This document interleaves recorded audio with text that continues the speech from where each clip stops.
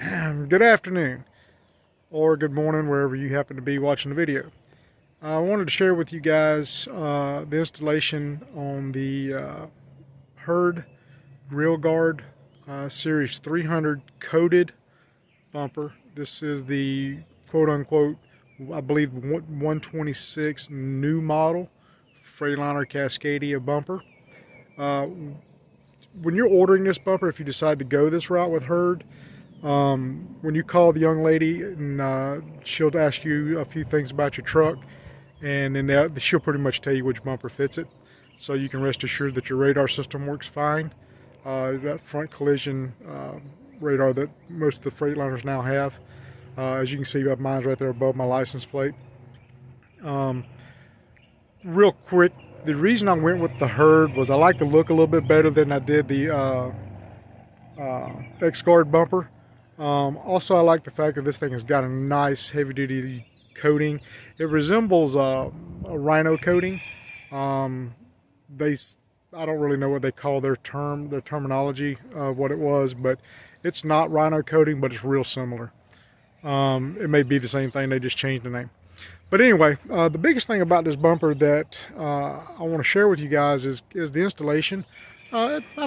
I was a little daunted by it when I first got it, and I walked in, got it here to your house, and it was so massive because it comes on a crate, bolted to a crate, and all covered up and everything. I'm like, man, this thing's gonna be a nightmare to put on.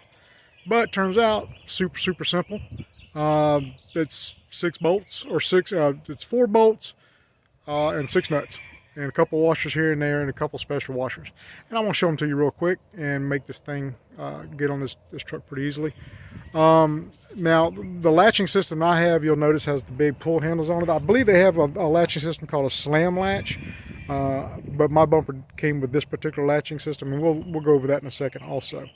The one thing, while I've got it here, you'll notice my license plate is down here, off to the side, basically on the lower bar.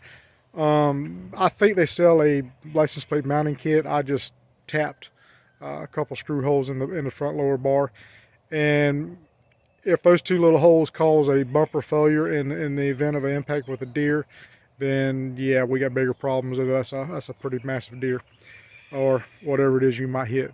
This thing, I will tell you, is stout. The metal that they used is, yeah, it's top notch. It's pretty heavy. I believe the shipping weight on it was 291 pounds, and yeah, it's a heavy-duty bumper. The one thing that I will tell you that I wasn't 100% sure of when I ordered it, but when I got it, I realized it. When you open this bumper up, it does not have any. It's a one-piece bumper. In other words, that whole bumper comes down and lays down almost onto the ground. I'm gonna get it open for you, and then I'll show you what I'm talking about once it's open. But real quick on the mounting brackets with it closed, look right in here. You'll see those 2 bolts there, and the other side has 2 bolts also. The mounting bracket that goes into your tow hook slots, they are angled slightly, and they will only fit, the left side fits the left side, right side fits the right side.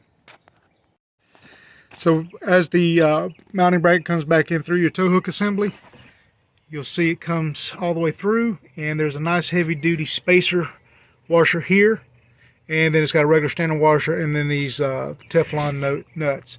Now, you're going to need an 1 1/16" wrench and or socket. I would say a socket works better, because the other side where the air dryer's at, it just makes it a little easier to get in there. But you can do it with an open-end wrench, because that's what I did it with. It helps to have 2 people to install this thing, but 1 person can do it, because as you see on the very front, we'll go ahead and close the hood real quick.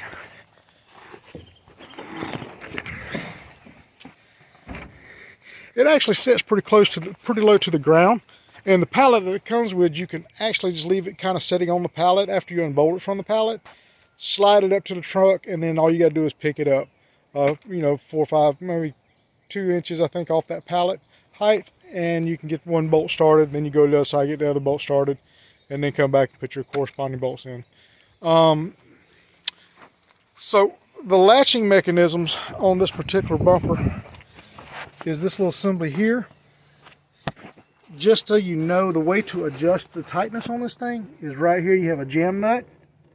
You loosen the jam nut up, then you tighten and loosen this.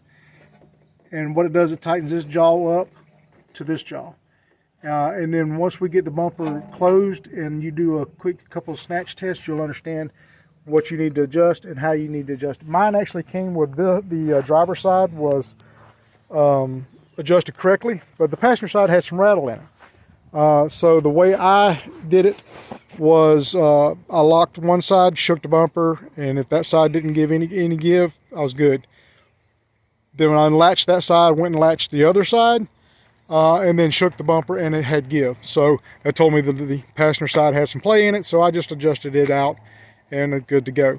I will tell you one thing that I was not impressed about with the Herd system was their instructions.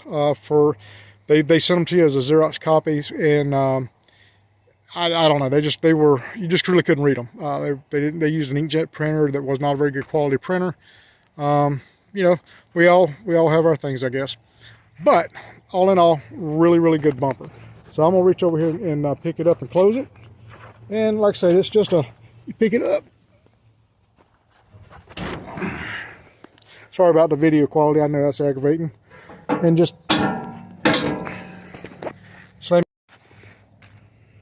And there you'll see it's latched on that side. This side is not latched. I just put a little shoulder action to it. Lock her tight, and she's good and tight. They do suggest that periodically that you do test to make sure that the bumper is in fact good and tight. And if you're going down the road and you're hearing any rattling, then that's probably what's going on.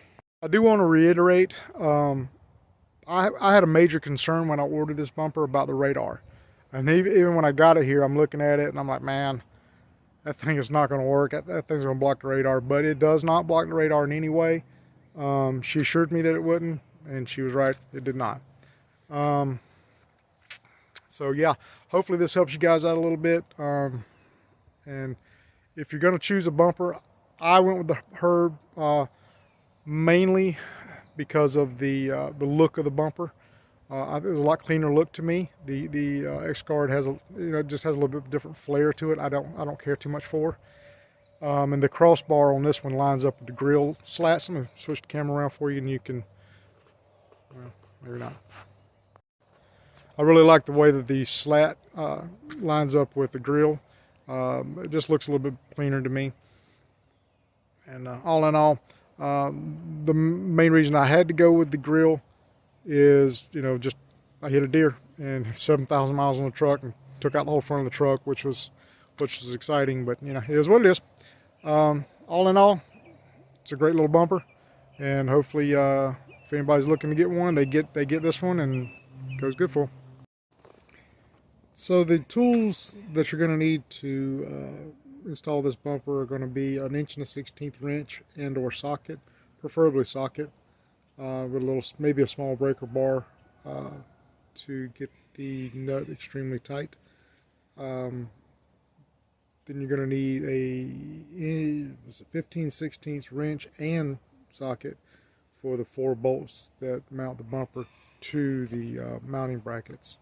And I believe that the adjustment bolt was 15/16 also. Maybe a large screwdriver to help line up some of the bolt holes, but I ended up just using the end wrench and turned it around, and we're going to get them slid into place.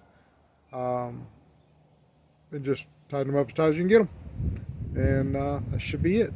So good luck, and hopefully serves you well.